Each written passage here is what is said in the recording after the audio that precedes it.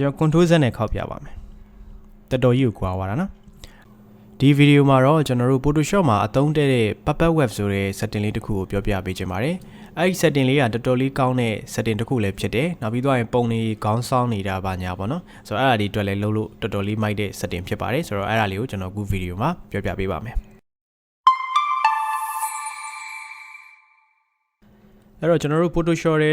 ကိုကြိုက်နှစ်သက်တဲ့ဓာတ်ပုံတစ်ပုံထည့်လိုက်ပါနော်ထွင်ထားပြီးသားဓာတ်ပုံတစ်ပုံထည့်လိုက်ပါဆိုတော့အဲ့ puppet web ကိုတော့ကျွန်တော်ကဘယ်လိုနေရာမှာသုံးလဲဆိုတော့ဗောနော်တခါလေကျွန်တော်တို့ passport ပုံတွေဘာတွေကိုဓာတ်ပုံရိုက်လိုက်တဲ့အခါမှာခေါင်းတွေဘာတွေစောင်းသွားတာရှိတယ်အဲ့တော့ခေါင်းစောင်းသွားရင်အဲ့ကောင်ပြန်ပြီးတော့တည့်လို့ရတယ်ဗောနော် puppet web ဆိုတဲ့ setting နဲ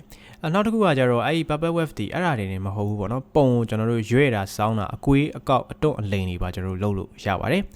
ဆိုတော့အရင်ဆုံးခေါင်းတည့်တာပါညာလေးကိုကျွန်တော်အရင်လုပ်ပြမယ်ဆိုတော့ဒီပုံလေးဗောနော်ဒီထွန်းထားတဲ့ပုံလေးကိုကျွန်တော်ထောက်ပြီးတော့ဘာမှလုပ်စရာမလိုသူ့ကိုထောက်ထားပြီးတော့သူ့ရဲ့ layer ကိုပါကျွန်တော်တို့ selection ပေးထားပါတော့အဲ့တော့ပေးထားပြီးသွားလို့ရှိရင်ကျွန်တော်ဒီမှာ edit ထဲက puppet web ဆိုတဲ့ setting ကိုတွားလိုက်မယ်ပေါ့နော်တခြား version တွေကတော့မပါလာဘူးထင်တယ်အဲ့တော့ CF4 version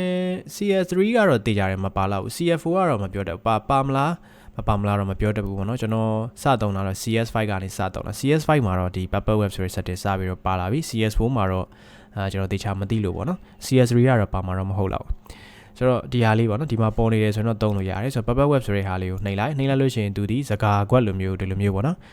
အုပ်သွားလိမ့်မယ်ပေါ့အဲ့တော့ကျွန်တော်တို့ကကိုပြင်ကျင်တဲ့နေရာလေးပေါ့နော်ပြင်ကျင်တဲ့ရွယ်ဆောင်လှုပ်ချင်တဲ့နေရာလေးတွေကိုပင်ထောက်ပေးရမယ်ပေါ့အဲ့တော့ပင်မထောက်လို့ရှိရင်ကျွန်တော်တို့ကပုံတစ်ပုံလုံးကိုပင်တစ်ခုပဲထောက်ပြီးတော့အဲ့နေရာကိုသွားပြီးတော့ဒီမှာရွယ်တာဆောင်းတာဘာညာလှုပ်လိုက်လို့ရှိရင်လည်းအဲ့ကျန်တဲ့ဟာတွေကဒီမှာတုံ့လိန်ကောက်ကွေးပြီးတော့တုံ့လင်ကောက်ကွေးလာနိုင်တယ်ပေါ့နော်အဲ့တော့ကျွန်တော်ကတော့ဘလို့အလွယ်မှတ်လဲဆိုတော့မှတ်လုတ်ချင်တဲ့နေရာပေါ့နော်ကျွန်တော်တို့မှတ်လုတ်ချင်တဲ့နေရာအသေးထားရမယ့်နေရာတွေကိုကျွန်တော်ကပင်ထောက်တယ်ပြီးတော့လှုပ်ချင်တဲ့နေရာပေါ့လှုပ်ချင်တဲ့နေရာလေးတွေမှာလည်းကျွန်တော်ပင်လေးတွေထောက်ပြီတဘောကတော့ဒီပင်ရှိတဲ့နေရာမှာကျွန်တော်တို့ဒီအဲ့ပင်လေးကိုကျွန်တော်တို့ကရွဲတာစောင်းတာတွန့်တာလိမ့်တာအဲ့ဒါလေးလှုပ်လို့ရတယ်ပေါ့နော်အဲ့ကျွန်တော်ဒီ level နားမှာထပ်ပြီးတော့ပင်ထောက်လိုက်အောင်မယ်ကျွန်တော် level ကနေပြီးတော့ဒီဒါလေးကခေါင်းဆောင်နေတယ်ဆိုရင်ခေါင်းလေးတဲ့မယ်ပေါ့နော်ကျန်တဲ့ပတ်ပတ်လေးတွေအကုန်လုံးကိုပင်လေးလိုက်ပြီးတော့ထောက်ပေးထားပါအဲ့တော့ကျွန်တော်တို့ဘယ်လိုလှည့်လဲဆိုတော့ကိုပြင်ကျင်တဲ့ပင်လေးကိုကျွန်တော်တစ်ချက်နှိပ်အဲ့မှာအလဲကအဖြူစက်လေးရသွားပြီဆိုရင် keyboard ကနေ order ဖိထားပြီးတော့အဲ့နေရာလေးမှာ pointer လေးထားပြီးပေါ့နော် order ဖိလိုက်ပြီဆိုရင်ပဲအဲ့ကျွန်တော်တို့ထောက်ထားတဲ့ selection ပေးထားတဲ့ pointer လေးမှာအဝိုင်းလေးပေါ်လာလိမ့်မယ်အဲ့ဒါဆိုရင် order လည်းဖိထားပြီးတော့အဲ့ mouse ကိုဖိပြီးတော့ကျွန်တော်တို့ကလိုသလိုလှည့်လို့ရတယ်ပေါ့နော်အဲ့ order ဖိလိုက်ရင် green လေးပေါ်လာအဲ့ဒါဆိုကျွန်တော်လိုသလိုလှည့်လို့ရတယ်ဟုတ်ပြီနော်โอเคဆိုတော့ဒါကတခုနော်စမ်းပြီးလုပ်ကြည့်အဲ့တော့ကြိုက်ပြီဆိုရင်တော့ enter ခေါက်လိုက်ရင်ရပြီအဲ့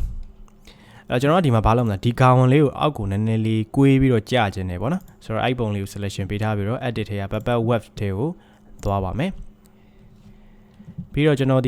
်ပြင်ကျင်တဲ့နေရာလေးတွေကိုပင်လိုက်ထောက်လိုက်ပါမယ်ဆိုတော့ဒီ point လေးတွေကနေတစ်ဆင့်ကျွန်တော်ဒီခေါင်းလေးကိုအောက်ဘက်ကိုချမယ်ပေါ့နော်ဆိုတော့ဒီຢာတွေလည်းလိုရမယ်ရလိုက်ပြီးတော့ပင်လေးတွေတက်လိုက်ပါမယ်အဲ့တော့အပေါ်ပိုင်းလေးလည်းလိုရမယ်ရပင်ထောက်ထားလိုက်မယ်တော့ပင်ထောက်ထားလိုက်အဲ့နေရာတွေတိတ်မရွေ့တော့ဘူးပေါ့နော်โอเคဆိုတော့ကျွန်တော်ဒီ point လေးကိုထောက်ပြီးတော့အောက်ကလေးနည်းနည်းဆွဲချမယ်ဆိုတော့ तू ကဖိပြီးတော့ဆွဲချလို့ရတယ်ဒါဆိုရင်ဒီလိုမျိုးကွေးချလို့ရတယ်ဗျာတဘောကဒါလေးဆိုလည်းနည်းနည်းလေးအောက်ကိုကွေးချလိုက်လို့ရတယ်โอเคဒီလောက်ကိုပြင်ကျင်တဲ့နေရာလေးမှာပင်ထောက်လိုက်လို့ရပါတယ်โอเคဒါဆိုခေါင်းလေးကတော်တော်လေးကွေးပြီးတော့ကြာသွားပြီပေါ့နော်ဆိုတော့ကြိုက်ပြီဆိုရင်တော့ enter ခေါက်လိုက်ပါဒါဆိုရင်ခေါင်းလေးဒီအောက်ကိုကွေးပြီးတော့ကြာသွားတယ်ပေါ့နော်အဲကျွန်တော် control Z နဲ့ခောက်ပြပါမယ်တော်တော်ကြီးကိုကွာသွားတာနော်ခြေထောက်ကလေးတော့အနည်းငယ်လှုပ်သွားတယ်ပေါ့အဲ့တော့ကိုကပြန်ပြီးတော့ပြင်ကျင်တယ်ဆိုလို့ရှိရင် puppet web ကိုပြန်သွားပြီးတော့ခြေ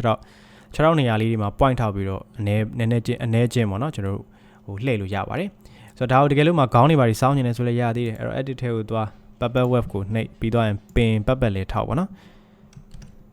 အဲ့တော့ပင် puppet လေးထောက်ဖို့ဆိုရင်ကျွန်တော်ခေါင်းတော့မထောက်တော့ဘဲနဲ့ကျန်တဲ့ခန္ဓာကိုယ်တွေတစ်ခုလုံးကိုပဲပင်ထောက်လိုက်မယ်ပေါ့နော်ခြေထောက်လေးတွေပါလိုရမယ်ထည့်လိုက်မယ်ဒါပင်မထောက်အဲ့ကောင်နဲ့လှုပ်ကုန်မှာဆိုတော့ကျွန်တော်ခေါင်းမှာမထည့်တော့နော် 11ဘေးဟိုဘက်ဒီဘက်နားလောက်မှာကျွန်တော်ပင်ထောက်တယ်ဆိုတော့ဒီပေါ်မှာကျွန်တော်ခေါင်းမှာပင်သွားထောက်လိုက်တဲ့ခါကျတော့11နားကနေလှည့်တဲ့ခါမှာဒီပေါ်တိတ်ပြီးတော့ရွေ့တာဆောင်တာမဖြစ်ဘူးဘာလို့လဲဆိုတော့ပင်ထောက်ထားတဲ့နေရာကကျွန်တော်တို့မှတ်လောက်အောင်လောက်ထားတဲ့သဘောဖြစ်သွားတာပေါ့နော်โอเคဆိုတော့ဒီ point လေးကိုကျွန်တော်ထောက်မယ် order ဖိတယ်အဝိုင်းလေးပေါ်ပြီဆိုရင်ကျွန်တော်မှလှည့်လို့ရပြီဒါ mouse နဲ့ဖိပြီးသွားနော် order လည်းဖိထားပါโอเคခေါင်းလေးဒီလိုနည်းနည်းလေးစောင်းလိုက်မယ်ဆိုပါစို့ enter ခေါက်လိုက်တယ်ဒီလိုလေးဖြစ်သွားပါတယ်ဟုတ်ပြီနော်ဒီပုံလေးလည်းကျွန်တော်ပြန်လုပ်ပြမယ် edit ထဲက bubble web ကိုတွားတယ်ခေါင်းမထောက်တော့11နားမှာ2 point ထောက်တယ်ပြီးခန္ဓာကိုယ်တစ်ခုလုံးကိုကျွန်တော်ပတ်လေးပင်ထောက်လိုက်မယ်ဘာလို့ဆိုတော့လှုပ်သွားမှာဆိုလို့နော်အဲ့ပင်မခံဘူးဆိုရင်အဲ့6ထောက်တွေလွတ်နေတဲ့နေရာတွေပင်မရှိတဲ့နေရာတွေကအကုန်လုံးလိုက်ပြီးတော့လှုပ်နေပါလိမ့်မယ်โอเคဆိုတော့ကျွန်တော်ဒီ point ကိုထောက်မယ် order ဖိတယ်ဒီမှာရသွားပြီနော်အဲ့တော့အောက်ကဘေးဘက်လေးကိုကျွန်တော်ပင်ထောက်ထားတာဖြစ်တဲ့အတွက်အဲ့ဒါတွေဒီကျွန်တော်တို့မှတ်လဲမချင်းသွားမထီမချင်းမှတ်လုပ်ပါအောင်ကျွန်တော်ကောင်းလေးဒီကောင်းနည်းနည်းလေးအဲ့လိုမျိုးလုပ်လိုက်မယ်အဲ့ဒါခေါက်လိုက်မယ်ဒီလိုလေးဖြစ်သွားတယ်ပေါ့ဟုတ်ပြီနော်โอเคဒါဆိုရင် bubble web ကအသုံးတဲလောက်မယ်လို့ထင်ပါတယ်နော်မသုံးရသေးစမ်းသုံးကြည့်ပါတော်တော်လေးကောင်းပါတယ် passport ရိုက်တဲ့သူတွေဆိုရင်တော့ဒါကတော့3ထားရှိပါတယ်ကျွန်တော်လည်းသုံးတယ်ပေါ့နော်โอเคဒါဆိုရင်ကျွန်တော်ဗီဒီယိုလေးကအကျိုးရှိလောက်မယ်လို့ထင်ပါတယ်နော်ကျွန်တော်ရဲ့ YouTube channel လေးကိုလည်း subscribe မလုပ်ရသေးရင်လုပ်ပေးတော့ပါအောင် Telegram မှာလည်း channel ရှိတယ် Facebook မှာလည်း page 2ခုရှိပါတယ်နော်โอเคနောက်ရက်ဒီမှာနောက်ဗီဒီယိုတွေနဲ့တူပြန်လည်တွေ့ကြပါမယ်